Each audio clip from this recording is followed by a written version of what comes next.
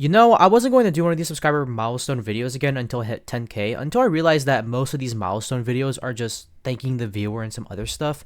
So I'm not only going to do that, but also get some stuff out of the way. So let's start with the Pilgrim stuff. Pilgrim is a game that I still love with everything. Unironically, it's one of the games that has actually impacted my life, in its own positive and negative ways. Anyways, about Pilgrim, I will return to the game once it gets its considerably last huge update, which is like Junk Pits or the Aquatic update. If Critical Revengeance decides to update around those times, then I'll probably still focus on Pilgrim and then switch to Critical Revengeance either once I get bored of the game or hype dies down a bit. And even though making it sound like I won't make anything related to Pilgrim for the time being, I have my biggest Pilgrim video in the works.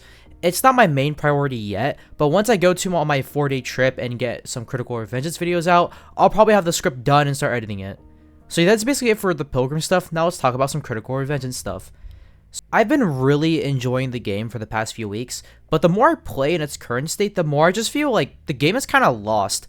I get that's in testing, but why do you guys keep adding classes?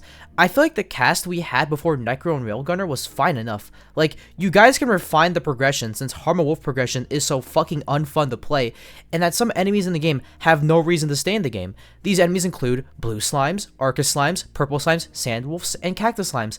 Like, sure, there are good ways to grind levels and get good endgame spells, but like, tell me, you probably skipped purple slimes in terms of progression because of how annoying they are to fight and inconsistent. Like, if you're gonna grind levels, I say just fight Thorn Wolves then.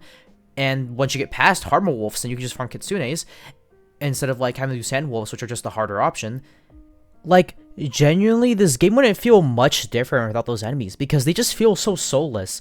And that's probably because like every enemy in the game uses like the same like 2 AIs. Well, I mean, not really 2, it's more of like 5 because like Prince AI, regular Fox AI, Green Slime AI, Purple Slime AI, and the Harma Wolf AI. But still, those guys just feel soulless, just carcasses. But like, okay, still though, I get that there are placeholders for what could be something else, but like that. Anyways, I'm not saying this game is shit. I just want them to refine progression, rework enemies, and do other stuff before adding classes. Because right now, there are 9 classes compared to the 16 enemies.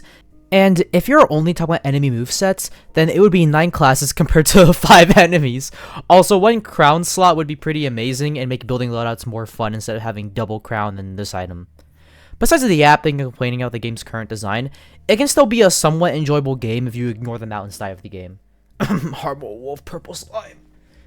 Anyways, thank you all for 8k subs, and we'll see you guys again once I hit 10k or not.